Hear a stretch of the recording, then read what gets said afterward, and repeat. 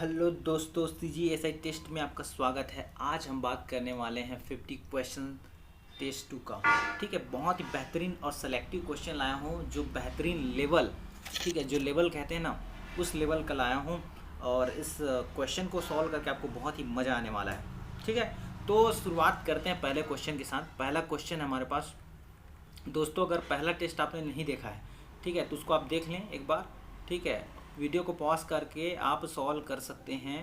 ठीक है, जितना आपसे बनता है बढ़िया बनाइए, और जो नहीं बनता उसका आंसर आप देखिए। तो पहला क्वेश्चन हमारे पास है, निम्न में से कौन से शासक रायपुर की कलचुरी शाखा संबंधित थे? भाई थे, कौन कौन थे भाई? तो आपको देखना है, दिमाग लगाना है।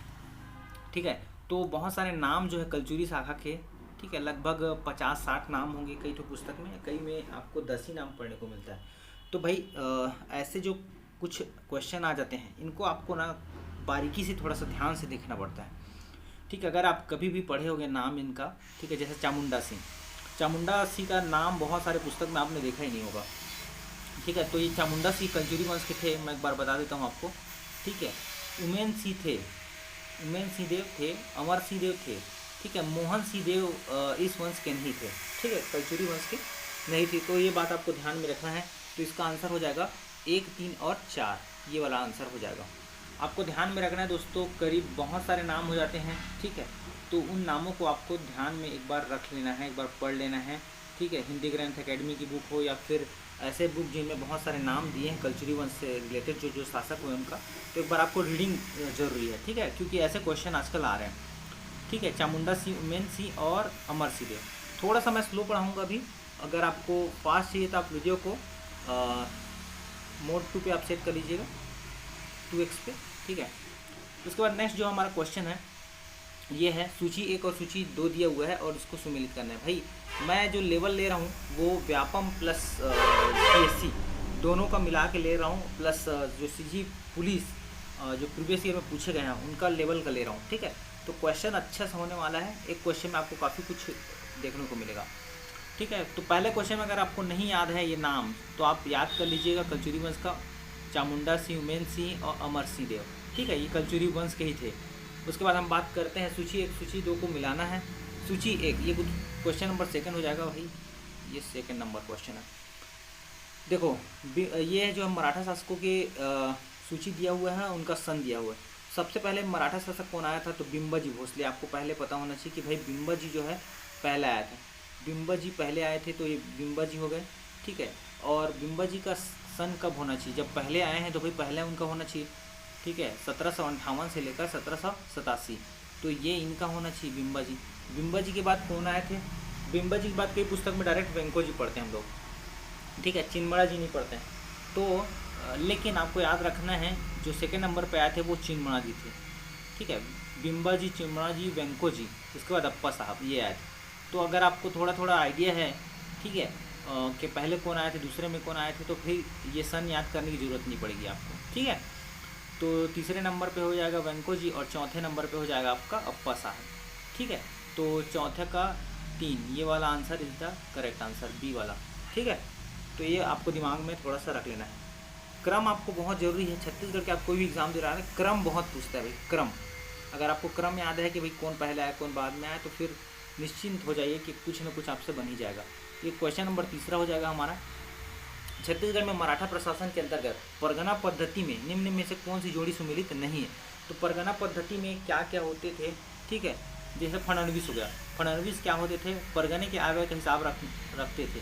ठीक है भाई, फडणवीस हैं, बड़ा पद था ये, और आय व्यय का हिसाब रखते थे। ठीक है, इसको आपको ध्यान में रखना है।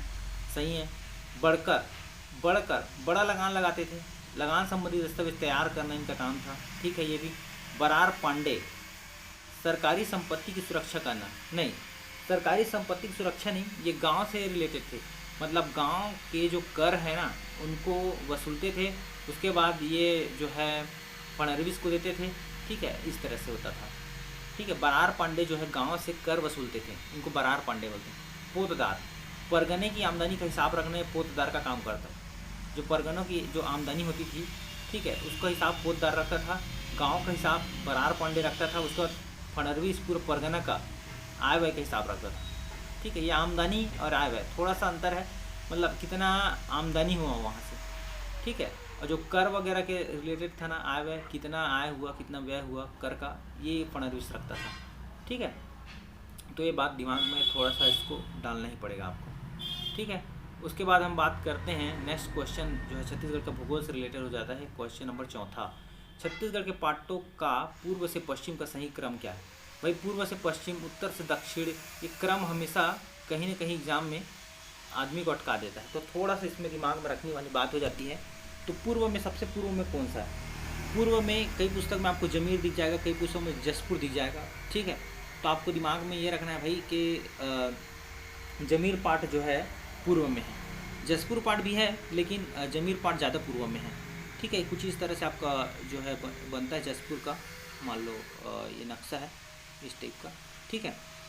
तो अगर हम बात करते हैं यहाँ पे आपका सबसे ऊपर में यहाँ पे सामरी पाठ है, और जस्ट नीचे में थोड़ा सा, लेकिन इधर साइड में कौन सा पाठ है? जमीर पाठ, ठीक है। पंडरा पाठ यहाँ पे है, फिर ये जसपुर पाठ हो जाएगा। जसपुर पाठ सबसे बड़ा है और सामरी पाठ सबसे ऊंचा में, ठीक है। इधर आपका कहीं मैन पाठ हो जाता है, मैन पाठ यहाँ पे, ठीक है। और यहाँ पे हो जाएगा लसन पाठ, यहाँ पे हो जाएगा ऊपर में। तो दिमाग में रखना है, मैं एक डायरेक्शन के थ्रू ऐसे बताने की कोशिश करता हूँ, ठीक है। सबसे ऊपर में कौन सा पाठ है? सामरी, है ना। नॉर्थ में ऐसे बना लेते हैं अपन, ये हो जाएगा नॉर्थ यानी उत्तर, ये दक्षिण। दक्षिण में कौन सा? सबसे दक्षिण में है आपका पत्थल गांव या जसपुर, पत्थल गांव का जो पाठ है, और या फिर ये जसपुर में ही है ना, पत्थल गांव जसपुर का एक शहर है, ठीक है। गांव है लेकिन शहर है, नाम गांव है।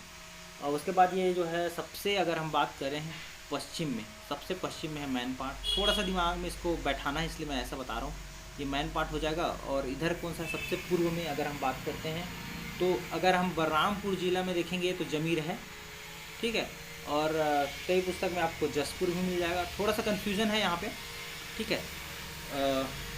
बुक वालों को, ठीक है, हमें नहीं, बुक वालों को है, क्योंकि कई पुस्तक में आपको जमीर को ले लेता है, कई पुस्तक में आपको जसपुर लेता है। तो हमको दिमाग कैसे लगाना है, ये बात हमको दिमाग में रखना है भाई ऑप्शन के थ्रू। देखिए ऑप्शन में अगर हम जाएं, ठीक है, ऑप्शन में देखो सबसे लास्ट में जमीर दिया है, ठीक है। तो ये बिल्कुल नहीं हो सकता, क्योंकि पूर्व से पश्चिम, पश्चिम में यहाँ पे सबसे लास्ट में क्या है? मैन पार्ट आना चाहिए। तो ये वाला आंसर पहले कट गया।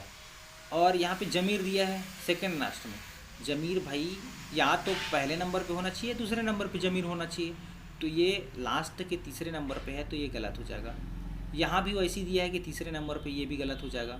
तो ध्यान में ये देखना है कि भाई लास्ट में कौन आ रहा है, पहले कौन आ रहा है। जसपुर पाठ पहले हो सकता था या जमीर हो सकता था, ठीक है। लेकिन ये तीनों आंसर कट गए, क्योंकि जमीर आपका दूसरे नंबर पे आना चाहिए था या फिर पहले नंबर पे। तो ये आंसर सही हो जाएगा, क्योंकि जमीर पाठ आ रहा है, ठीक है। और उसके बाद यहाँ पे जारंग पाठ भी है, ये जसपुर जिला में जारंग पाठ है ना, जमीर पाठ है फिर जारंग पाठ है, थोड़ा थोड़ा अंतर है, तो ज़्यादा ध्यान नहीं देना है उसमें, ठीक है। उसके बाद जसपुर पड़ेगा, लास्ट में मैन पाठ पड़ेगा, ठीक है। लास्ट में मैन पाठ हमारा जरूरी है, ठीक है। तो इसलिए ये वाला आंसर इसमें लिया गया है। हालांकि ऑप्शन थोड़े से गलत दिए हुए हैं, ऐसे होना चाहिए था आंसर में, पहले जसपुर पाठ होना चाहिए था, फिर जमीर होना चाहिए था, ठीक है। फिर आपका क्या होना चाहिए था? जसपुर जारंग होना चाहिए था, उसके बाद मैन पार्ट होना चाहिए था। तो ऐसा ऑप्शन अगर नहीं देता है तो थोड़ा सा दिमाग यहाँ पे लगा लेना है ना। उसके बाद नेक्स्ट क्वेश्चन हम चलते हैं, छत्तीसगढ़ जनगणना 2011 में महिला साक्षरता का निकटतम प्रतिशत कितना है। तो भाई छत्तीसगढ़ की जनसंख्या साक्षरता, ठीक है, उसका जो प्रतिशत था महिला में, तो वो था लगभग 59 पॉइंट कुछ, तो ये 60% के लगभग करीब था। तो इसको आपको दिमाग में रख लेना है भाई, जनगणना से क्वेश्चन आता है तो 60% को आपको दिमाग में रखना है ना। ठीक है, आप वीडियो को पॉज कर करके आप सॉल्व कीजिए, अगर मैं फास्ट हो रहा हूँ तो या फिर स्लो हो रहा हूँ तो, ठीक है। उसके बाद अगर नहीं पता है तभी आंसर देखिए। छत्तीसगढ़ राज्य की कुल निःशक्त जनसंख्या का 1/3 केवल निम्न 2 जिलों में रहती है, वो कौन कौन सा जिला है। देखो निःशक्त जन कहाँ रहेगा, ज़्यादा प्रदूषण कहाँ पे है और ज़्यादा जनसंख्या कहाँ पे है, तो वो ऐसे देख के दिमाग लगा लेना है। तो रायपुर और दुर्ग ऐसे 2 शहर है भाई जहाँ प्रदूषण ज़्यादा है, और तो ऐसी स्थिति में निःशक्त जन ज़्यादा है वहाँ पे, ठीक है। और ज़्यादा जनसंख्या इसका मतलब ज़्यादा चांसेस है कि वहाँ है, तो रायपुर और दुर्ग इसका करेक्ट आंसर हो जाएगा। 2001 की तुलना में 2011 की जो जनगणना है जनसंख्या घनत्व में वृद्धि हुई थी, कितना वृद्धि हुई थी, तो इसका डायरेक्ट आपको याद रखना है 35 इसमें वृद्धि हुई थी। पहले जो जनसंख्या घनत्व था 154 था, वो प्लस हमने 35 कर दिया तो 5 4 9 हो गया, 5 3 8 हो गया, 189 यहाँ पे जनसंख्या घनत्व हो गया था पर किलोमीटर। तो आपको दिमाग में ऐसे रखना है, जनसंख्या घनत्व किलोमीटर स्क्वायर में होता है ना, पर किलोमीटर स्क्वायर। ओके, घनत्व डेंसिटी है, क्यूब होता है क्या घनत्व का। Okay, well and good. यहाँ पे हमको दूसरा क्वेश्चन देखना है, ठीक है। कौन सा नंबर क्वेश्चन हो जाएगा, मैं इसमें नंबर नहीं लिख पाया हूँ, ठीक है, देखते हैं। ठीक, यहाँ पे लिख देता हूँ 4 हो गया, और ये हो गया हमारा 5, ये 5वां नंबर हो जाएगा, और ये हो जाएगा 6वां, ये 7वां, 6वां, ये 7वां, और ये हो जाएगा हमारा 8वां क्वेश्चन, 8वां नंबर क्वेश्चन, ठीक है। छत्तीसगढ़ में ऋषभ तीर्थ की जानकारी का साहित्यिक स्रोत क्या है। बहुत ही इंटरेस्टिंग क्वेश्चन। देखिए, ऐसा क्वेश्चन है जो बहुत ही टफेस्ट टाइप का लाया हूँ आज ना मैं, ऐसा नहीं कि आपको हलवा क्वेश्चन मिल जाएगा। छत्तीसगढ़ में ऋषभ तीर्थ की जानकारी का साहित्यिक स्रोत क्या है, दिमाग लगाइए जरा। तो इसका जो आंसर होने वाला है, सही बताऊँ तो ऐसे आप अंदाज़ा लगाएंगे तो भाई चलो जैन धर्म है, या जो ऋषभ देव जैसे जैन है तो अवदान शतक है, ठीक है, भगवती सूत्र, ऐसे जो ग्रंथ हैं, यहाँ पे ऑप्शन ही नहीं दिया है, ठीक है। तो ऐसे स्रोत क्या हैं, इसमें आप दिमाग में लगाना है। तो इसका डायरेक्ट आंसर लिया गया था महाभारत, ज़्यादा इसमें दिमाग नहीं लगाना है। महाभारत में जो जानकारी यहाँ पे ऋषभ तीर्थ की मिल जाती है, ठीक है। उसके बाद देखते हैं बहादुर कलारीन की माची, ये 9वां क्वेश्चन है, 9वां। बहादुर कलारीन की माची निम्न में से क्या है। तो भाई बहादुर कलारीन की माची, माची समझ रहे हो ना, स्मारक, ठीक है। तो ये झोपड़ी टाइप का था, बहादुर कलारीन की माची, है ना, पत्थरों से और फिर ऐसे लकड़ियों से ऐसे बना हुआ था। तो यही है, बालोद जिला में है, ये स्मारक है, प्राचीन स्मारक है, ठीक है। आपने कहानी सुना होगा, बहादुर कलारीन का एक बेटा था, है ना, बहादुर कलारीन का एक जो है प्रेम हो जाता है राजा से, तो बाद में छोड़ देता है बहादुर कलारीन को, उसका बेटा जो है बदला लेता है, ठीक है, अपने बेटे को मार देती है, इसलिए बहादुर कहलाती है। तो ऐसा कुछ कहानी है उनका, काफ़ी इंटरेस्टिंग स्टोरी है, कभी मौका मिले तो उसको भी वीडियो बनाऊंगा सेपरेट, ठीक है। तो 10वां नंबर क्वेश्चन है, बेवरा आदिम कृषि किस जनजाति द्वारा की जाती है। तो बेवरा, बेवार या बेवरा एक ही है, ठीक है, कई जगह आपको बेवार मिल जाएगा, बेवार बैगा, ऐसे बेवार कृषि या बेवरा कृषि, ठीक है, अलग अलग पुस्तक में अलग मिलता है। तो यहाँ पे बेवरा अगर दिख रहा है, ठीक है, तो बेवार बैगा या बेवरा बैगा, ठीक है। तो बैगा जनजाति द्वारा, बस है यहाँ पे देखो, ब से बैगा, ब से बेवार, ऐसे आप याद रख सकते हैं। तो बैगा जनजाति द्वारा किया जाता है, ठीक है। ये 10वां हो गया, 10 क्वेश्चन। उसके बाद हम 11वां क्वेश्चन में चल रहे हैं भाई, बढ़िया से, ठीक है। ये 11वां नंबर हो जाएगा। छत्तीसगढ़ की अर्थव्यवस्था के द्वितीयक स्रोत में किसे शामिल नहीं किया गया है। तो बहुत ही सिंपल सा है, खनन उत्खनन, ये प्राथमिक क्षेत्र में आता है, कृषि क्षेत्र में आता है खनन उत्खनन, तो इस क्षेत्र को द्वितीयक में शामिल नहीं किया गया है। और ये क्वेश्चन अभी 2022 में नहीं में 4-5 एग्जाम में रिपीट हुआ है, यकीन मानिए दोस्तों, चाहे वो मंडी इंस्पेक्टर हो, चाहे वो फूड इंस्पेक्टर हो, ठीक है, ऐसे कुछ एग्ज़ाम में यहाँ पे रिपीटेड हुए हैं ये सब। भैरमगढ़ अभ्यारण्य कब बना था, भैरमगढ़, ठीक है। तो भैरमगढ़ जो अभ्यारण्य बना था, आपका बना था ये 1983 में। तो आपको दिमाग में रखना है, सबसे नवीनतम, सबसे प्राचीन, सबसे क्या है सर, आपको पूछता है। तो सबसे प्राचीन जो है 1974 में बना था सीता नदी अभ्यारण्य, और सबसे नवीनतम जो है 2001 में भोरमदेव। तो आपको याद रखना है, 11 हैं हमारे पास, है ना। मुंगेली जिला में कौन है, कमेंट बॉक्स में बताइए आप, मुंगेली जिला में कौन से अभ्यारण्य है, ठीक है, तो उसको आपको बताना है। तो ये था 11वां। उसके बाद ये 12वां नंबर हो गया हमारे पास, भैरमगढ़ अभ्यारण्य कब बना, ठीक है। तो 1983 आपको दिमाग में रखना है, भैरा 83 आपको ऐसे याद रख लेना है, ठीक है। तो ये हमारा क्वेश्चन नंबर हो गया 12। उसके बाद ये 13वां नंबर पे चलते हैं। उसके बाद शाकंभरी योजना का संबंध किससे है। शाकंभरी, ऐसा लग रहा है शाक भाजी से कुछ होगा ऐसे संबंध, नहीं ऐसा नहीं है।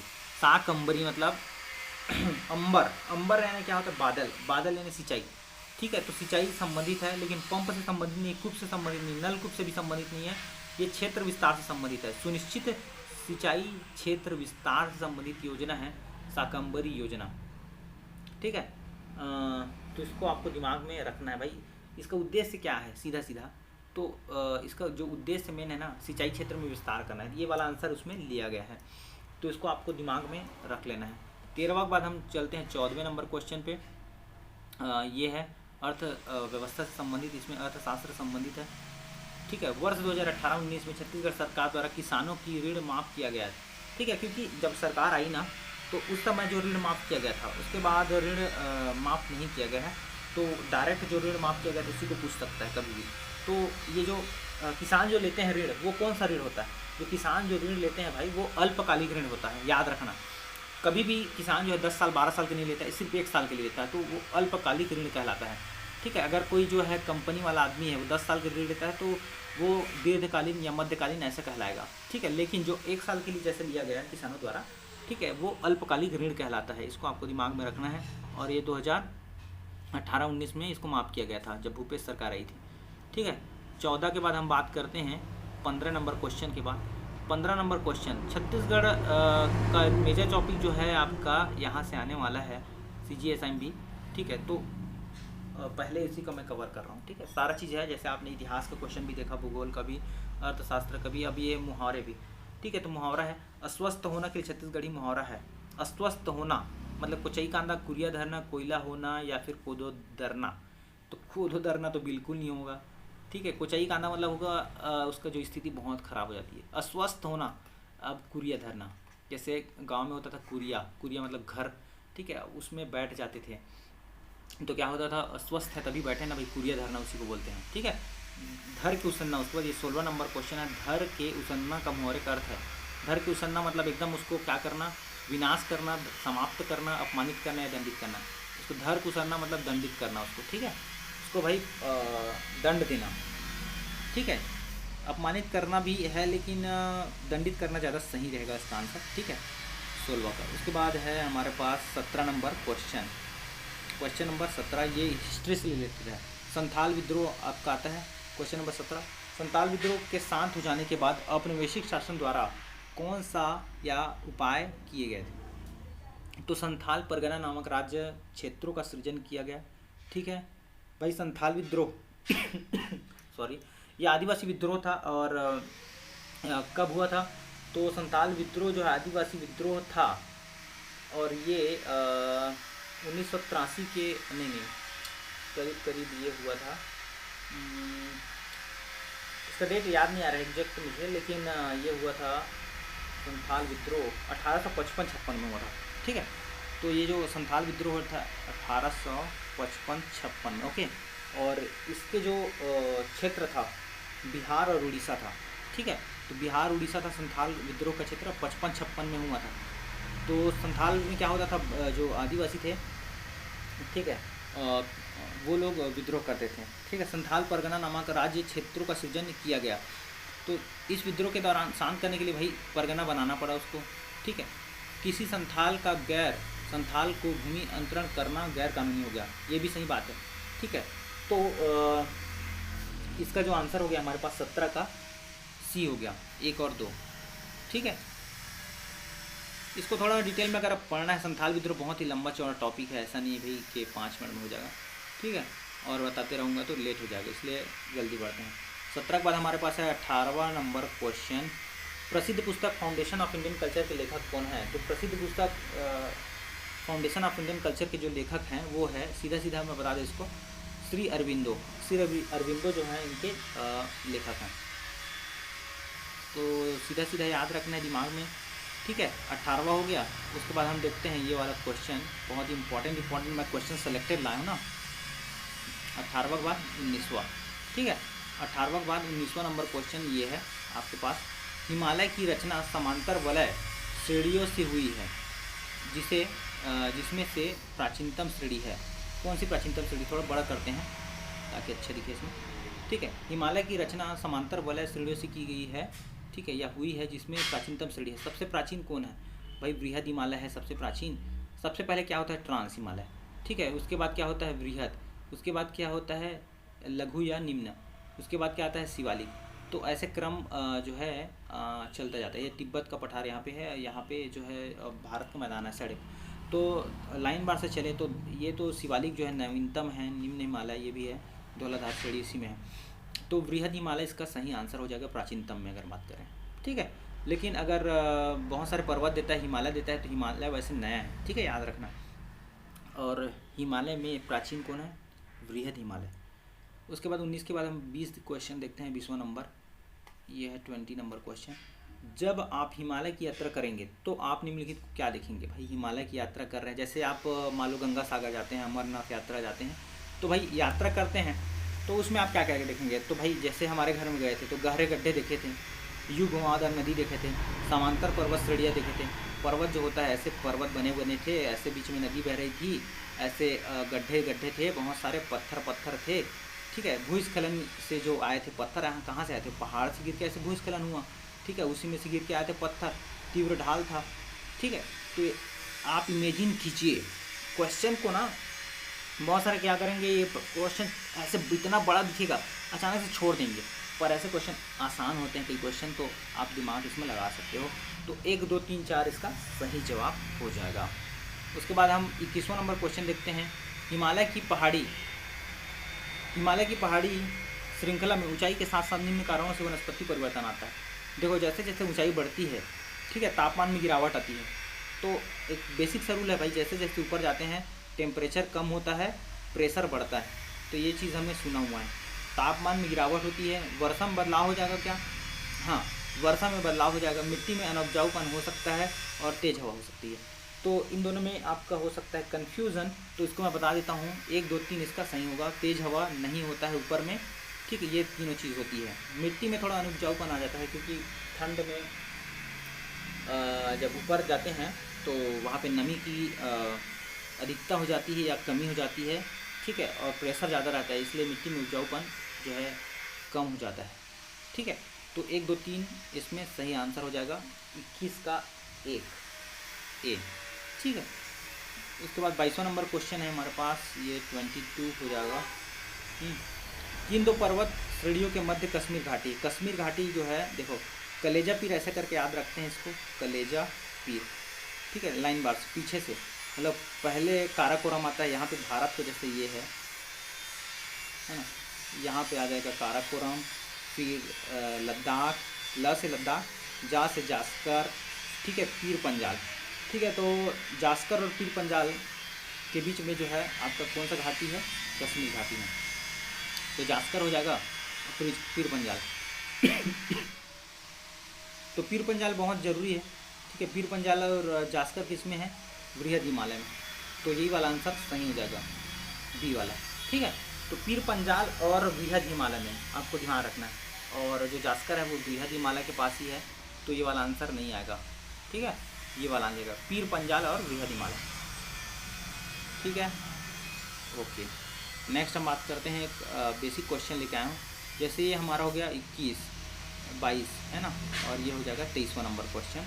ये करंट अफेयर से रिलेटेड है, ऐसा भी क्वेश्चन पूछ सकता है डायरेक्ट। वर्तमान में दिल्ली के राज्यपाल कौन है? दिमाग लगाइए, ठीक है। तो क्योंकि बदले हैं इसलिए ये पूछ सकता है। तो वर्तमान में लेफ्टिनेंट गवर्नर विनय कुमार सक्सेना हैं। विनय कुमार सक्सेना आपके निवास, इनका दिल्ली में निवास होता है। विनय कुमार सक्सेना यहाँ पे जो है आपके दिल्ली के राज्यपाल बने हैं, ठीक है। लेफ्टिनेंट गवर्नर, उपराज्यपाल बोलते हैं वहाँ पे, ठीक है, राज्यपाल ही बोलते हैं, उपराज्यपाल बोलते हैं उनको, है ना। उसके बाद हमारे पास है नेक्स्ट क्वेश्चन, ये 22 हो गया, ये 23वां नंबर है, ठीक है। अब इसमें थोड़ा सा सरल हो जाएगा, हल्का सा 23वां नंबर, यहाँ पे 23, यहाँ पे 120 आप मत देखिएगा, ये 23 हो जाएगा, ये 24 हो जाएगा, ये 25 हो जाएगा, ठीक है। गोल्लापल्ली का पठार किस तहसील में स्थित है? गोल्लापल्ली जो है आपका, वैसे तो आंध्र प्रदेश में ज़्यादा फेमस है, पर छत्तीसगढ़ के सुकमा जिले में है थोड़ा सा इसका भाग, इसीलिए इसको क्वेश्चन को पूछ दिया घुमा के। तो इसको आपको दिमाग रखना है कि भाई सबसे जो आखिर में कौन सा पड़ता है। अगर हम बात करें छत्तीसगढ़ का मैप है ये, मान लो, है ना, तो यहाँ पे सुकमा में कोंटा जिला लास्ट में पड़ता है, ठीक है। तो वहाँ पे कोंटा इसका सही आंसर लेना चाहिए, ठीक है। गोल्लापल्ली का पठार किस तहसील में स्थित है? तो कोंटा में। चंवर ढाल क्या है? चंवर ढाल एक प्रकार का भाई पर्वतों की श्रृंखला है, क्योंकि चंवर ढाल में आप जब जाएंगे तो वहाँ पे पर्वत ही पर्वत दिखेगा, ठीक है, चमर ढाल। और चमर ढाल कहाँ है, ठीक है, कमेंट बॉक्स में बताइए। चमर ढाल गिद्दा पहाड़ है वहाँ पे, ठीक है, चमर ढाल में गिद्दा पहाड़ है। ओके, सूची 1 और सूची 2 को सुमेलित कीजिए, नीचे दिए गए उत्तर चुनिए। ठीक है, तो किस चट्टान में क्या क्या मिलता है, ये वाला चीज़ बहुत ही सिंपल सा रहता है ये। ठीक है, एक बार याद के लिए तो पूरे आ जाता है। तो धारवाड़ में क्या मिलता है, टीन और लोहा मिलता है। ठीक है, कड़प्पा में चूना मिलता है। ठीक है, आर्कियन में आपका मिलता है नहीं, आर्कियन में क्या मिलता है आपका, आर्कियन में मिलता है आपका, एक मिनट ना, इसको गलत हो गया यार, ये बॉक्साइट जो है डक्कन ट्रैप में मिलता है ना, बॉक्साइट जो है डक्कन ट्रैप में मिलता है, बॉक्साइट, और नीस चट्टान जो है आर्कियन में मिलता है। तो ये आपको ध्यान में रखना। तो ए का हो जाएगा 3, ए का हो जाएगा 3, ठीक है, बी का हो जाएगा 2, सी का हो जाएगा 4 और डी का हो जाएगा 1। तो ये वाला आंसर सही हो जाएगा, एकदम करेक्ट है भाई। उसके बाद हम नेक्स्ट क्वेश्चन चलते हैं। 25 के बाद हमारा आ जाएगा 26वां नंबर क्वेश्चन देखते हैं। 26 में क्या है, ठीक है, 26वां नंबर क्वेश्चन, ये 26वां नंबर। तो एक महानदी के उत्तरी भाग से मिलाने वाली नदियों का क्रम जो है पूर्व से आपको पश्चिम की तरफ बताना है। तो पूर्व में, सबसे पूर्व में क्या पड़ता है, छत्तीसगढ़ का मैप है मान लो, ठीक है, तो रायगढ़ में केलो पड़ता है, तो ये पूर्व में हो जाएगा। केलो इसमें भी दिया है, केलो इसमें भी दिया है, ठीक है। उसके बाद है माण हसदेव, हसदेव सबसे लास्ट में पड़ेगा, हसदेव लास्ट में पड़ेगा, इसमें भी दिख रहा है, ठीक है। और तो ये वाला आंसर तो गलत हो गया, ठीक है।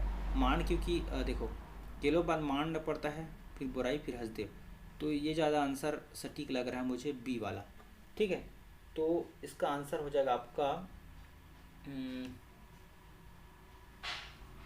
बी वाला है, ओके, ये करेक्ट है। 26 के बाद हो जाएगा 27वां नंबर क्वेश्चन। छत्तीसगढ़ वित्तीय वर्ष 2021-22 में स्थित कीमतों पर राज्य में कृषि क्षेत्र में कितने प्रतिशत की वृद्धि का अनुमान है। तो कृषि क्षेत्र में भाई आर्थिक सर्वेक्षण क्वेश्चन है, ठीक है, सेवा क्षेत्र, कृषि क्षेत्र और उद्योग क्षेत्र, ये तीनों का बहुत इंपॉर्टेंट है।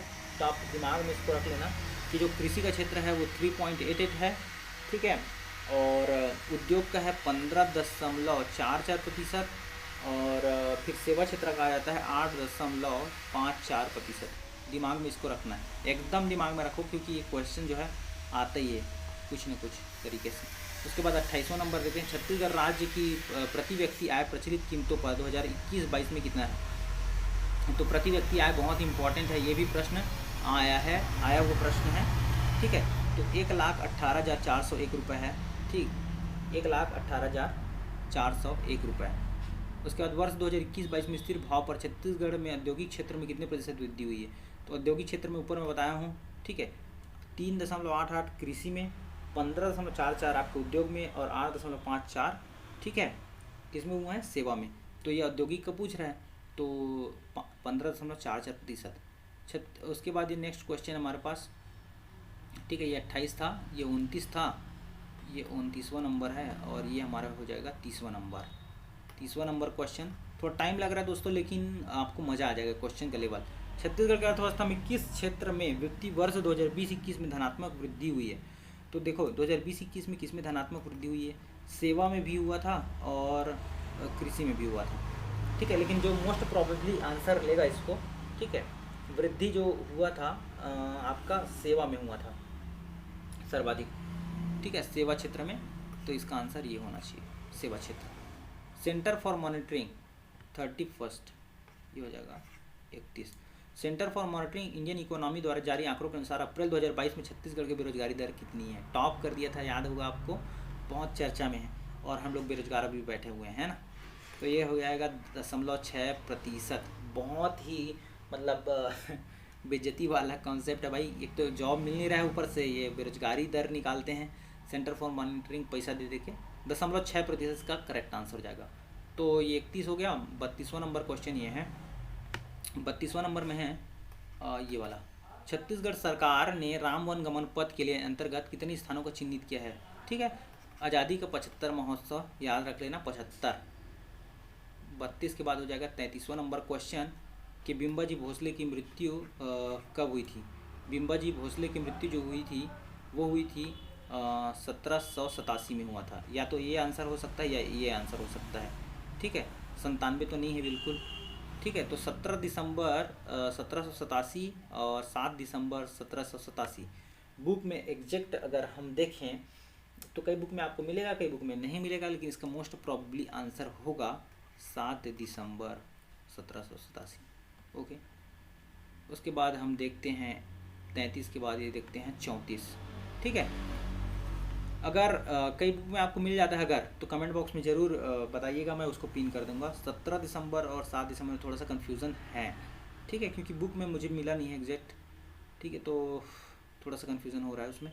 छत्तीसगढ़ में 13वीं शताब्दी में स्त्रियों को वैष्णव मत की दीक्षा किसने दी थी, ठीक है।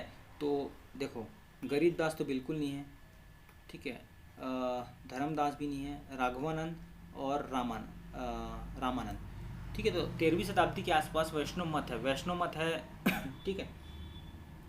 तो ये इसका सटीक आंसर हो जाएगा रामानंद, ठीक है। 34 हो गया, उसके बाद ये 35। छत्तीसगढ़ के किस साहित्यकार ने कपटी मुनि नाटक की रचना की थी। तो छत्तीसगढ़ के जो साहित्यकार हैं कपटी मुनि नाटक रचना की थी, उसका नाम था, ठीक है। इसको नेट से आप सर्च मारेंगे तो आपको मिल जाएगा ये नाटक कैसा था, क्या है, उसके बारे में स्टोरी आप देख लेंगे एक बार तो मज़ा आ जाएगा। छत्तीसगढ़ के साहित्यकार का नाम है आपका अनंतराम पांडे। क्या नाम है इनका? अनंतराम पांडे, ठीक। उसके बाद 35 के बाद ये हो गया हमारे पास 36वां नंबर क्वेश्चन। 36वां, छत्तीसगढ़ में गम्मत नाचा जैसे लोक नाट्यों का प्रारंभ किस शासन में हुआ। देखो भाई अब गम्मत नाचा कर रहे हैं तो भाई अंग्रेज के समय में तो होगा नहीं, तो किसके समय में हो सकता है? मराठा, ठीक है। तो ये मोस्ट प्रोबेबली आंसर है मराठा। उसके बाद है हमारे पास 36 के बाद ये आते हैं हमारे पास 37वां नंबर क्वेश्चन। 37वां, ओके। रीना पाटा किस जनजाति से है? हुल्की पाटा, माओ पाटा, जितने भी पाटा पाटा वाला आता है वो सब मोस्ट प्रोबेबली इसका आंसर होगा मुरिया, मुरिया, मारिया एंड देयर घोटुल्स, ठीक है। तो मुरिया जनजाति इसका सही आंसर होना चाहिए, ठीक है। छत्तीसगढ़ राज्य की जनजाति को हरबोला भी कहा जाता है, ठीक है। तो ये जो है ज़्यादा ऐसा क्वेश्चन जो है आपका एमपी में ज़्यादा आता है, तो एमपी वाला कई बार उठा के हमारे छत्तीसगढ़ में भी डाल देते हैं। तो हरबोला मैं देखा नेट में जब सर्च मारा ना, तो मुझे पता चला कि भाई ये छत्तीसगढ़ की नहीं बल्कि कहाँ की जनजाति ज़्यादा है, ये एमपी की ज़्यादा है। तो इस ऐसे क्वेश्चन भी आपको थोड़ा सा ध्यान में रखना पड़ेगा भाई, ठीक है। तो क्वेश्चन है हमारे पास, छत्तीसगढ़ राज्य की किस जनजाति को हरबोला भी कहा जाता है। तो छत्तीसगढ़ की किस जनजाति को हरबोला कहा जाता है, तो इसका डायरेक्ट मैं आंसर बताने वाला हूँ, आपको याद ही करना पड़ेगा। हरबोला, हर मतलब क्या होता है? हरी, और वो कौन है? बसदेव हैं, ठीक है। तो बसदेवा, हरबोला बसदेवा। ददरिया क्या है? ददरिया आप जानते ही हैं क्या है भाई, ददरिया एक प्रेम गीत है, ठीक है। ददरिया एक प्रेम गीत है, ये वाला आंसर सही हो जाएगा, प्रेम गीत। सी इसका सही होगा, लोक गाथा नहीं है, प्रेम गीत है, ठीक है। 39 के बाद ये देखो 40वां नंबर क्वेश्चन हमारे पास आता है। 40वां, छुरी पहाड़ी किस दिशा में महादेव पहाड़ स्थित है। छुरी पहाड़ी की किस दिशा में? जैसे मान लो छुरी मतरिंगा की पहाड़ी है, ठीक है ये, और इधर जब आएंगे तो महादेव पहाड़ी है, तो किस दिशा में हो जाएगी? इसके पश्चिम में, ठीक है। मान लो इधर पूर्वी साइड में है तो ये पश्चिम में हो जाएगा, तो इसका आंसर हो जाएगा 40 का हमारे पास पश्चिम दिशा, ठीक है। एक मिनट, ओके। छुरी पहाड़ी किस दिशा में है? तो पश्चिम दिशा में इसका सही आंसर हो जाएगा, ये क्या आगे बीच में, ओके। नेक्स्ट क्वेश्चन, उसके बाद हो जाएगा, देखो हमारे पास ये हो गया हमारे पास 40 क्वेश्चन पूरे, और उसके बाद हम देखते हैं 41वां नंबर, ये हमारा है मैथ से रिलेटेड क्वेश्चन, ठीक है। मैथ से रिलेटेड क्वेश्चन है और रीजनिंग से रिलेटेड क्वेश्चन है कुछ। तो ये पहला हमारे पास रीजनिंग से रिलेटेड क्वेश्चन, तो इसको हम सॉल्व करने की कोशिश करते हैं। बहुत ही सिंपल सा है, मैं डायरेक्ट इसका सॉल्यूशन बताऊंगा, आप अगर सॉल्व करना चाहते हैं इसको सॉल्व करके देखिए, ठीक है। तो दोनों लैंग्वेजेस में है ये। एक निश्चित कोड भाषा में इंजीनियर को जो है 131 के रूप में और इनकम को 97 के रूप में लिखा जाता है, तो उसी भाषा में टीचर को कैसे लिखेंगे, ठीक है भाई। रीजनिंग और मैथ का प्रैक्टिस बहुत ज़रूरी है, तो हर जो टेस्ट है उसमें कम से कम 10 क्वेश्चन मैं ऐसा लूँगा ही। तो 40 क्वेश्चन आपके जीके के रहेंगे ठीक है, जिसमें आपका भूगोल वगैरह सब चीज़ मिक्स था, ठीक है, हिस्ट्री जियोग्राफी ये सब। और इसके अलावा ये हमारे पास है रीजनिंग के क्वेश्चन, ठीक है। तो रीजनिंग का क्वेश्चन हम सॉल्व करते हैं बढ़िया से। देखो इंजीनियर को आप क्या लिख सकते हैं, ई को क्या लिख सकते हैं, पहले आप लिख लिया करो, ई को आप लिख सकते हैं 5, ठीक है। लेकिन इसको मैं सॉल्व कर लिया हूँ तो मैं आपको डायरेक्ट बता देता हूँ, पहले सॉल्व करके आप देखिएगा, ठीक है, नहीं बनेगा तो फिर आंसर देखिएगा, है ना। तो इसमें आपको जो है 27 - 5 करके लिखना पड़ेगा ये, ठीक है। तो 27 - 5 आप जब लिखेंगे तो 22 होगा, कितना होगा 22, ठीक है। इसको सॉल्व करके ही दिखा देता हूँ आपको तो ज़्यादा दिमाग में बैठेगा। तो ये हो जाएगा अपने पास, ई का 5 होता है ना, ई 5 होता है, तो उसमें आप 27 को माइनस करोगे तो ये हो जाएगा 22। एन का क्या होता है 14, उसको 27 से माइनस करोगे 13। जी 7 27 से माइनस करोगे 20, है ना। आई 9, ठीक है, 27 से माइनस करोगे तो आपका हो जाएगा 18, है ना। और फिर ई 5 है तो फिर से 22 और आर 18 है, 18 और कितना आपका 27 होगा, 18 2 20 और 9, ठीक है, मतलब ये हो जाएगा 9। तो इन सब को जोड़ोगे तो ये आ जाएगा आपका आंसर लगभग 139, है ना। 139 में अब 2 2 4 2 6 2 8, इंजीनियर कितने शब्दों से मिलकर बना है 8, तो उसको माइनस करोगे तो आ जाएगा 131। उसी तरह से ये इनकम है ना, उसको भी आप आई 9 है तो 9 को क्या आपके लिखोगे 18, एन को आप क्या लिखोगे 13, 14 होता है उसको आप क्या लिखोगे 27 से माइनस करके 13, सी का 3 होता है तो उसका हो जाएगा 24, ओ का 15 होता है 15 और 13 हो जाएगा 27, एम का क्या हो जाएगा, एम का हो जाएगा एन यानी 14, ई का 5 का हो जाएगा 22। तो इनको फिर से जोड़ोगे तो ये हो जाएगा, ठीक है, 103 में आपको जब इसका माइनस करोगे 2 2 4 और 2 6 अंक, ठीक है, तो ये आ जाएगा आपका 97। उसी तरह से आप टीचर को भी लिख के देखोगे, टीचर में टी जो है 20 हो जाएगा, टी का 20 होता है तो 7 जोड़ेंगे तो 27 होता है ना, तो 7 हो जाएगा, 5 का कितना होता है 22, ए का हो जाएगा 26, सी का हो जाएगा हमने निकाल चुका है सी का 24, और फिर एच का कितना हो जाए 8 है तो 19, है ना। और ई का 5 है तो 22, आर का कितना निकाले थे, आर का ऊपर में देखो इंजीनियर में 9, तो इन सब को जोड़ोगे तो कितना आएगा आपका आंसर। इन सब को जोड़ते हैं, 1 मिनट, इन सब को जोड़िए आप ऐसे, ठीक है। मैं जोड़ चुका हूँ तो एक बार मैं देख लेता हूँ इसको,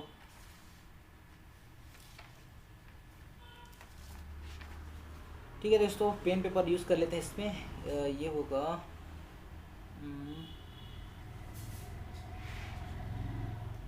एक मिनट मैं जोड़ ही लेता हूँ यहीं पे, ठीक है, कोई दिक्कत नहीं मिल रहा है।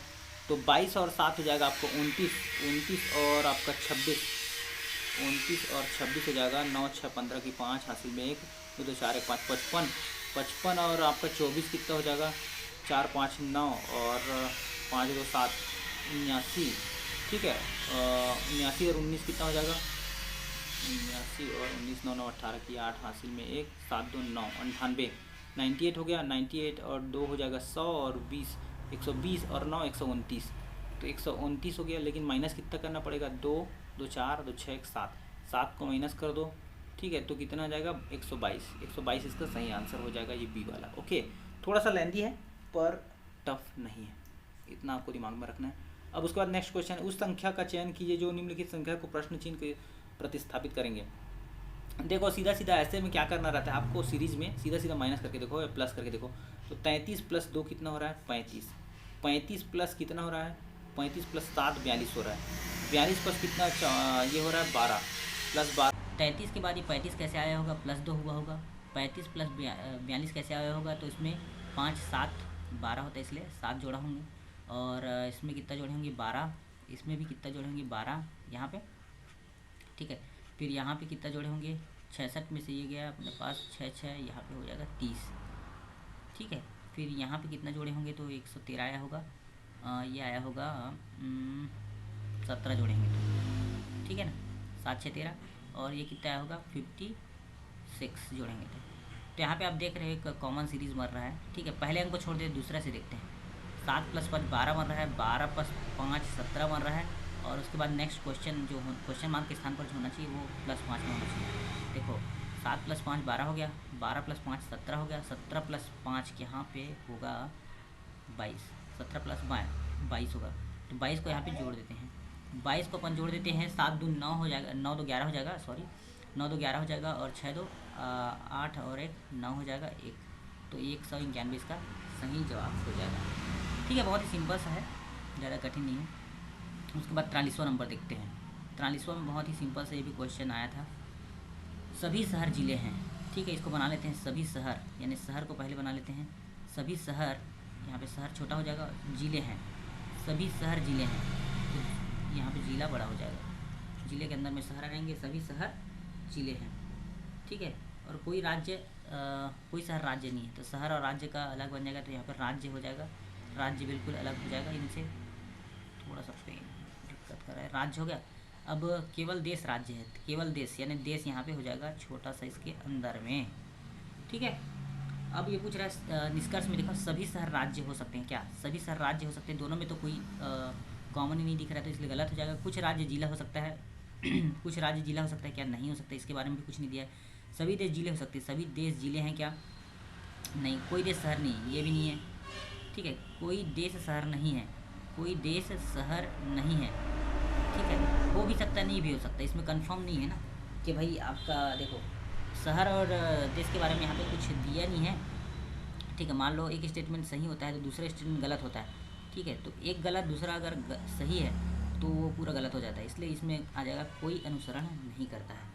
कोई देश शहर नहीं है, जहाँ पे दिख रहा है कोई देश शहर नहीं है, पर अगर दूसरा तरह से डायग्राम बने, एक और प्रकार से अगर डायग्राम बन जाए, ठीक है, वैसे चौथा सही हो सकता है पर चौथा ऑप्शन में ही नहीं दिया है। ठीक है, तो इसलिए इसमें कोई निष्कर्ष नहीं। ओके, ऐसा भी आप मान सकते हैं। ओके, बहुत ही सिंपल सा है, कोई दिक्कत नहीं। उसके बाद नेक्स्ट जो हमारा क्वेश्चन है, उनका नाम दे देना है ABCD ऐसे।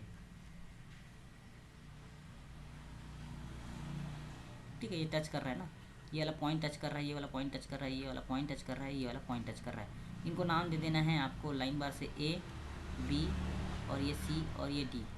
बहुत ही सिंपल सा, इसको भी नाम दे दो, मान लो दे देते हैं P Q R S, आप अपने मन से दे सकते हो कुछ भी।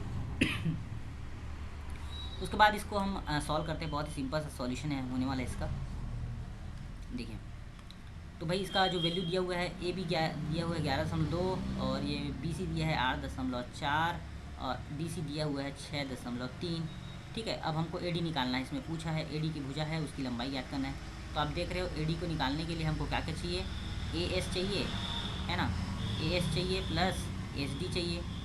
ठीक है, चूँकि स्पर्श या बराबर होता है, मतलब ये वाली भुजा और ये वाली भुजा, ये दोनों की जो लंबाई यहाँ से यहाँ तक और यहाँ से यहाँ तक ये सेम होगी, वैसे ही सिमिलरली इसका भी सेम होगा, इसका भी सेम होगा दोनों, और इसका भी सेम होगा।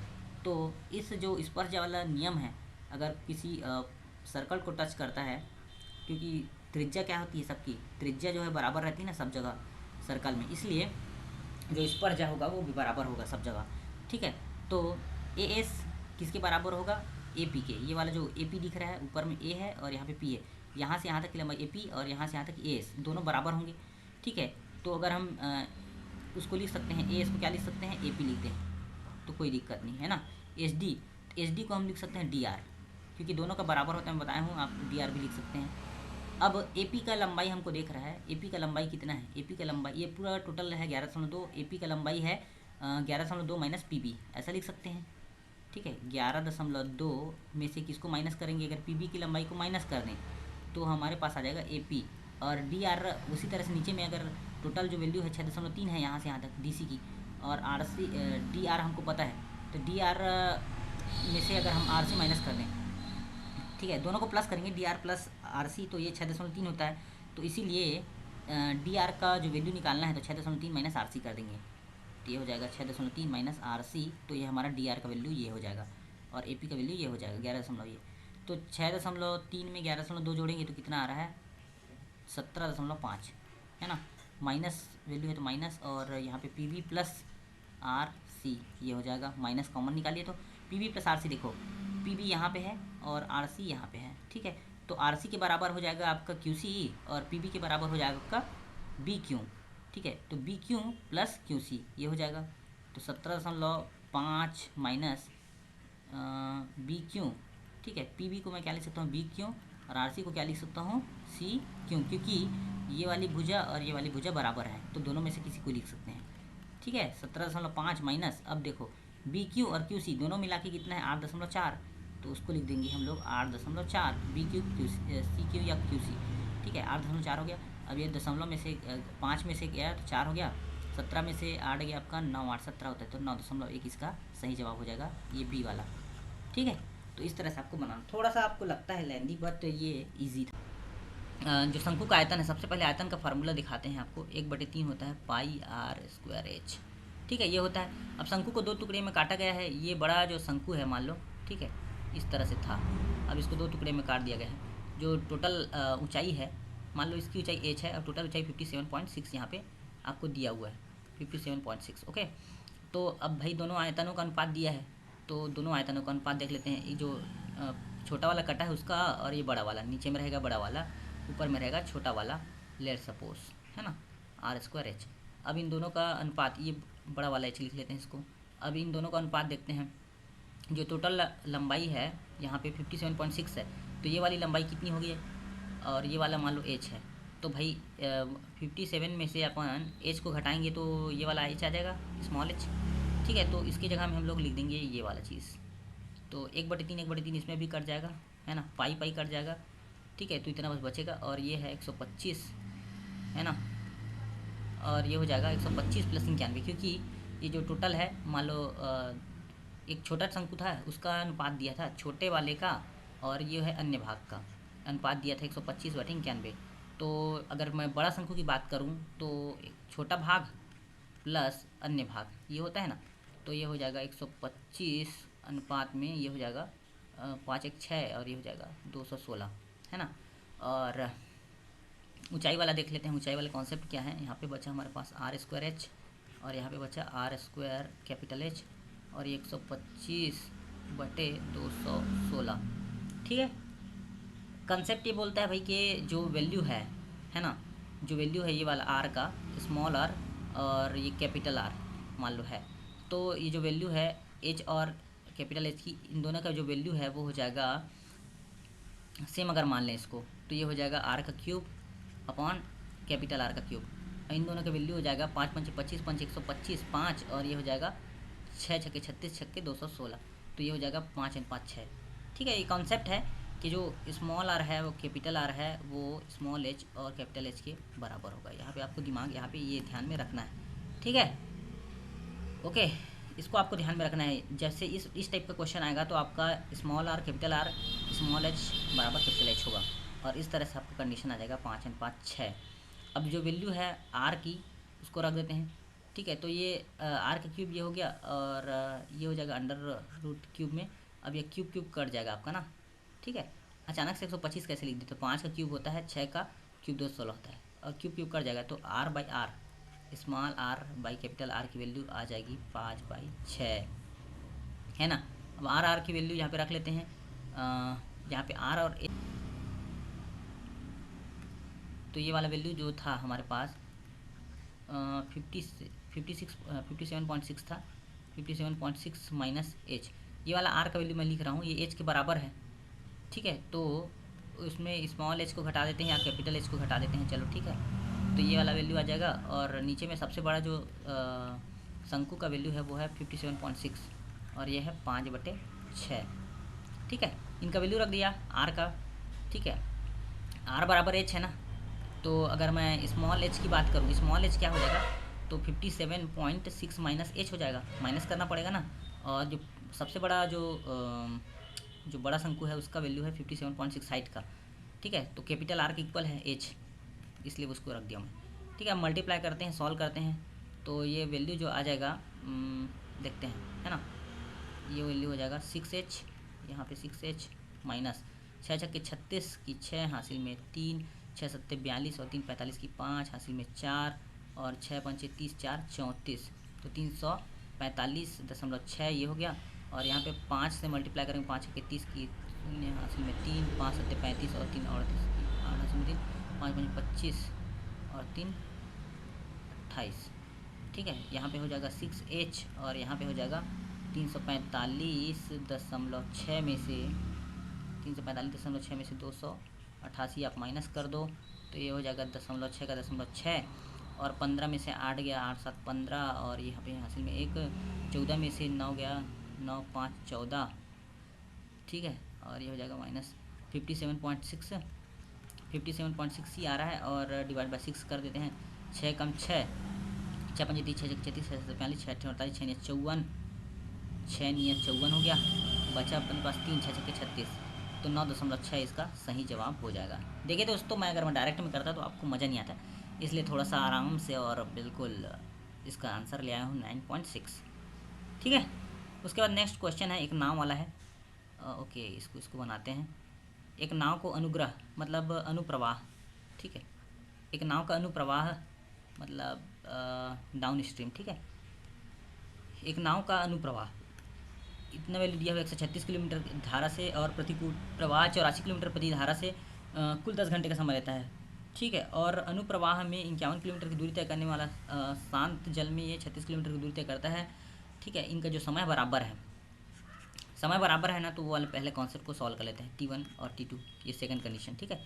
अनुप्रवाह में समय बराबर है मतलब जब 51 किलोमीटर चलता है, ठीक है। Speed is equal to distance upon time होता है, तो टाइम अगर ये है तो स्पीड नीचे में आ जाएगा। तो 51 किलोमीटर और स्पीड है आपका शांत जल में 51 किलोमीटर की दूरी करने में लगा समय 36 किलोमीटर की दूरी, यहाँ पे 36 किलोमीटर दूरी है और इनका स्पीड हमको पता है क्या, नहीं तो हम जानते हैं लेकिन कि भाई u प्लस अगर हम बात करें अनुप्रवाह है u प्लस v होता है और आपका शांत जल में आपका u हो जाता है। अब दोनों को सॉल्व करते हैं तो ये हो जाएगा 51u और ये हो जाएगा 36u और प्लस में हो जाएगा 36v।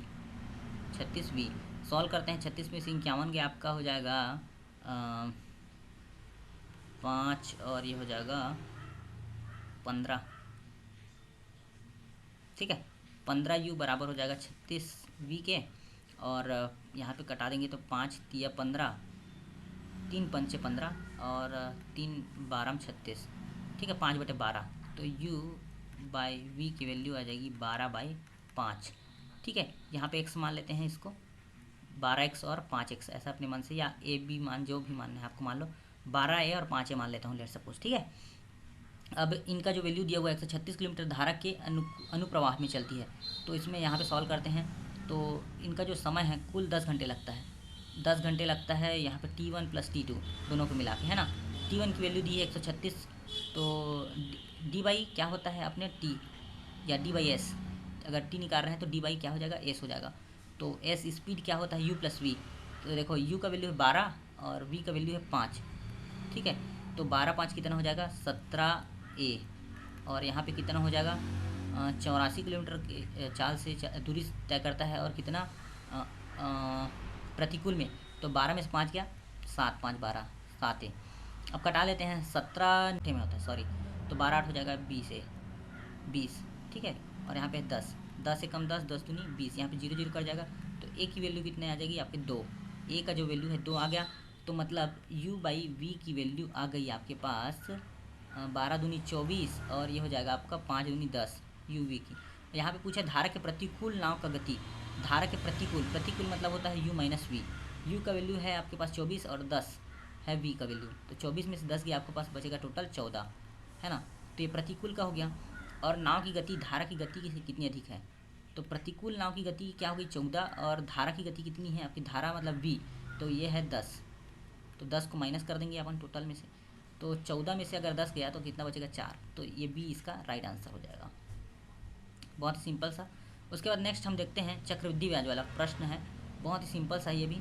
देखो अब a बराबर क्या होता है formula P1 plus R by 100 और पावर में 2 है यहाँ पे समय, और 1 प्लस R इंटू 3/5/100 इस वाले फार्मूले से बन जाएगा। ये 3/5 यहाँ पे है इसलिए उसका मल्टीप्लाई करना पड़ता है, और a की वैल्यू हमको नहीं पता है, तो p प्लस आई ये होता है a और p ये हो गया 1 प्लस r का वैल्यू दिया है 15%/100 पावर में 2, 1 प्लस 15% 3/5/100।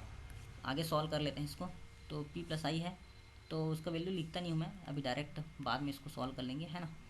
57,000 लिखना पड़ेगा पी की जगह में, फिर आई हमको निकालना है।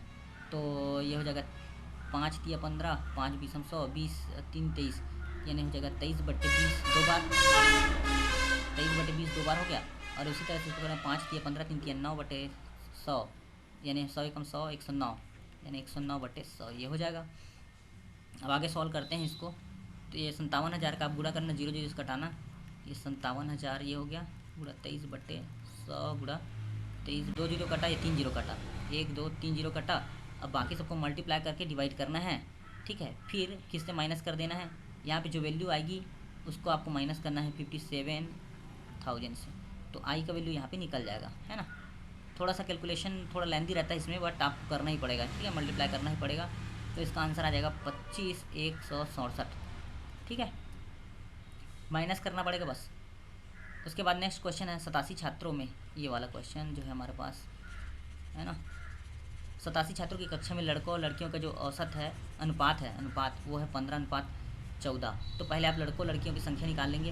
तो 15:14 कितना होता है, ये देखो 15 छात्र हैं, 14 लड़कियां हैं, और टोटल मिला के कितने छात्र छात्राएँ हैं 87। तो 15 और 14 हो गया 29, और 87 29 तिया 87, तो ए का वैल्यू हो जाएगा 3। और फिर देखो जब 15 से मल्टीप्लाई करेंगे तो ये लड़कों की संख्या आ जाएगी 15 तिया 45, और लड़कियों की संख्या आ जाएगी 14 एकम 14 28, 14 तिया 42, ठीक है। अब एक परीक्षा में लड़कों और लड़कियों का औसत का अनुपात 16:2 से अधिक है। तो मान लो लड़कियों का जो औसत है वो ए है, जो मान लो लड़कियों का औसत है ए, और बॉयज़ का नंबर है औसत है वो लड़कियों का कितना है ए, प्लस ए से कितना अधिक है, ये 16 सही 2/3 यानी 50/300, है ना। और इस तरह से लिखना था। तो ये हो जाएगा 5 एकम 5 छक्के 30, 6 एकम 6 1 7/6 ए। तो ये लड़कों का आ जाता है बॉयज़, ये बॉयज़ है गर्ल्स हैं, उनका एवरेज ए है ना। तो लड़कियों से 16 सही 2/3 अधिक है, तो इस तरह से लिख सकते थे, ये लड़कों का आ गया बॉयज़ का। अब सभी छात्रों का औसत 63 है, सभी छात्र कितने हैं, टोटल 87 है, तो 87 गुणा 63 कर देंगे, सभी का औसत इतना है, ठीक है। तो टोटल अंक इतना आ जाएगा 87 गुणा 63। अब टोटल छात्र कितने हमारे पास है, 45 है, 45 लड़के हैं, उनका एवरेज कितना है 7/6 ए है, और लड़कियां कितनी 42 है, इनका टोटल एवरेज है ए। अब ए का वैल्यू हमको निकाल लेना है यहाँ से सॉल्व करके, है ना। तो देखो 3 से कट रहा है, 3 दूनी 6, 3 एकम 3, 15 तिया 45, और इसको भी कटाना पड़ेगा, 3 एकम 3, 3 चौक 12, 14 तिया 42, है ना। अब यहाँ पे कट जाएगा 3 दूनी 3 पंचे, ये कट गया, और फिर ये तो ये 5 बस लिखा हूँ, वो 35 आएगा, ठीक है। तो अब थोड़ा सा इसमें जोड़ना ज़्यादा पड़ेगा, है ना। तो 14 दूनी 28 और 35 कितना हो जाएगा, है ना। तो 28 में 2 जोड़ देंगे तो अपना 30 हो जाएगा, 30 30 60 और 3 63, 63/2 ए हो जाएगा। अब इधर 21 एकम 21, 21 तिया 63, है ना। और 3 एकम 3, 3 दूनी 6, और यहाँ पे बचा 2 बचा, तो 3 या 27, तो 29 दूनी 58, तो ए का वैल्यू कितना आ जाएगा 58। बहुत सिंपल सा है भाई, 5 पुरुष है 4 महिलाएं हैं, एक काम को 27 दिन में करते हैं, तो 7 पुरुष और 9 महिलाएं कितने दिन में करेंगे। तो यहाँ पे हो जाएगा 5 मेन प्लस 4 वुमेन, और ये काम को करते हैं 27 दिन में, तो इनका काम ऐसे हो जाता है। और 7 मेन प्लस 9 वुमेन, इनका काम हो जाता है गुणा में आपका कर देंगे 15 दिन, है ना। इनको सॉल्व करेंगे भाई, तो मेन और वुमेन जो इनका वैल्यू आ जाएगा, आगे सॉल्व करेंगे तो इनका वैल्यू आ जाएगा, देखो सॉल्व करते हैं, 3 पंचे 15, 3 या 27, है ना, और 9 पंचे 45, ये हो जाएगा 9 पंचे 45 मेन, माइनस कर देते हैं 5 7 35 मेन का, 5 7 35 मेन का, है ना। और इधर में हो जाएगा 4 या 36 वीमेन, और 9 पंचे 45 वीमेन, है ना। तो 45 में से 36 गया, आपका डायरेक्ट कर रहा हूँ ना, माइनस साइन को आपको ध्यान नहीं देना है अभी। तो ये हो जाएगा आपका 45 प्लस होता है, यहाँ पे माइनस ये होता है ना। तो 15 में से 6 गया, 9 6 15, तो 9 वुमेन, और यहाँ पे हो जाएगा 10 मेन, तो ये हो जाएगा 9/10, आपको ध्यान में रखना। तो ये मैं डायरेक्ट निकाल रहा हूँ, जल्दी जल्दी आप भी कैलकुलेशन करें, ठीक है, देख के नहीं करके सीखना है आपको, इसको बना के सीखना है। तो 9/10 इसका अनुपात आ जाएगा मेन और वुमेन का, और फिर एक फार्मूला होता है सिंपल सा M1D1T1/W1 वाला फार्मूला आप लगा देंगे। तो जैसे यहाँ पे इतने पुरुष इतने दिन में कर रहे हैं, तो 2 पुरुष 5 महिलाएं कितने दिन में करेंगी। तो पहला हम ले लेते हैं 5 मेन और 4 वुमेन कितने दिन में करती हैं भाई किसी काम को, 27 दिन में, है ना। और कितना काम है, एक। उसी तरह से ये वाला 2 पुरुष और 5 महिलाएं, 2 मेन और 5 वुमेन कितने दिन में करेंगी। तो दिन का हमको नहीं पता है, तो डे कर देते हैं डी, और यहाँ पे डी का मल्टीप्लाई कर देते हैं 27 की जगह में डी, अब है ना, ठीक है, नहीं पता इसलिए। और उस काम का 111.11% है ना, उसी कार्य का 111.11% को क्या लिख सकते हैं, डिवाइड बाई 100। अब इसको सॉल्व करते हैं आगे, है ना। अब m की जगह हम क्या रख सकते हैं, हम लोग m की जगह में 9/10 W रख सकते हैं। तो m की जगह में रख देंगे हम लोग 9/10 W रख देंगे, है ना। थोड़ा सा टाइम टेकिंग है क्योंकि ये कठिन क्वेश्चन मैंने लिया है। तो m की जगह रखेंगे 9/10 W, वुमेन का निकालना है इसलिए, और 4 W तो पहले से है, 4 W पहले से है, और यहाँ पे है 27, तो 27 को रहने देंगे, और 2 गुणा 9/10 W अपन रख लेते हैं सब जगह में, है ना, जो m है उसकी जगह में, और यह हो जाएगा d, और 111 यहाँ पे हो जाएगा, और ऊपर में आ जाएगा 100, नीचे वाले ऊपर में चला जाता है इसलिए 100 जो है ऊपर में आ जाएगा ये, ठीक है। थोड़ा सा जगह कम पड़ जाता है ना, इसलिए ऐसा हो रहा है, बाकी कुछ नहीं। ओके, 5 एकम 5 दूनी 10, तो ये हो जाएगा 9/2 वुमेन प्लस 4 वुमेन, और ये हो जाएगा 27। आगे कटा लेते हैं, 2 एकम 2, 2 5 10, तो 9/5 वुमेन प्लस 5 W, और ये हो जाएगा D गुणा 100, और ये हो जाएगा 111.11, है ना, ये वाला वैल्यू। बहुत ही सिंपल सा, कोई दिक्कत नहीं है, बन जाएगा, है ना। उसके बाद W की वैल्यू निकालते हैं, तो ये हो जाएगा 2 का मल्टीप्लाई इधर करते हैं, 9 4 दूनी 8 हो गया, 8 + 9 कितना होता है 17 W बटे यहाँ पे 2 हो जाएगा गुणा 27 ऊपर में हो गया, और ये हो जाएगा 5 5 25, और 9 कितना हो जाएगा 25 5 3 4 34 बटे 5 W गुणा D गुणा 100, और नीचे में है 111.11, ठीक है। आगे सॉल्व करते हैं इसको, ठीक है। W यहाँ पे हो जाएगा कट, और हमें निकालना किसकी वैल्यू है, D की वैल्यू। तो यहाँ पे आपका D का वैल्यू निकल जाएगा, कटा लेते हैं इसको, तो 17 एकम 17, 17 दूनी 34, है ना, और फिर ये हो जाएगा 111.11 गुणा, ठीक है, 27 और गुणा 5, ये हो जाएगा ऊपर में, और नीचे में कितना हो जाएगा,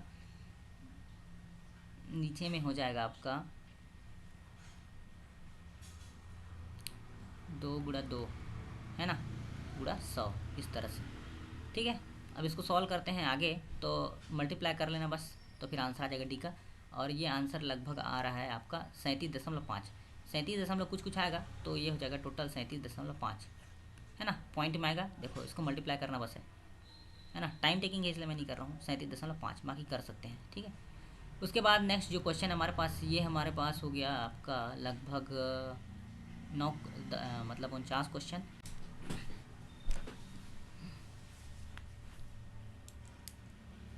तो एक अंक बी से 62% अधिक है।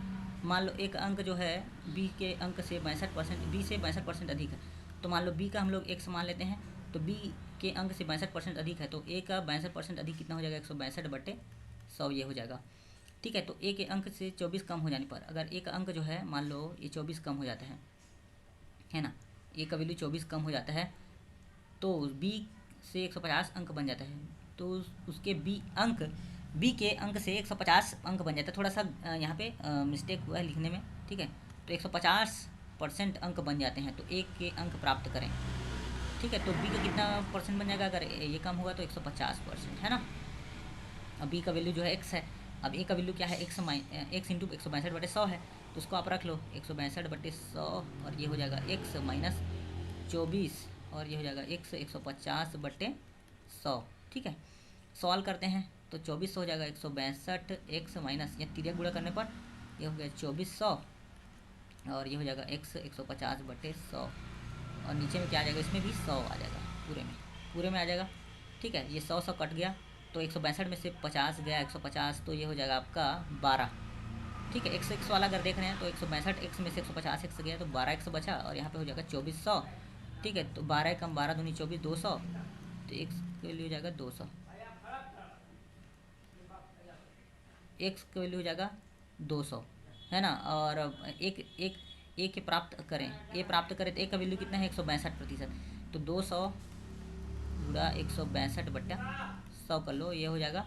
और 162 दूनी कितना हो जाएगा 324, ये सही आंसर। ठीक है, ये आंसर हो गया 324। ओके, तो ये हो गया 50 क्वेश्चन दोस्तों। तो ऐसे ही क्वेश्चन आने वाले हैं, तो आप बढ़िया से तैयारी करिए इसको। और थैंक्स फॉर वॉचिंग, सब्सक्राइब करें चैनल को।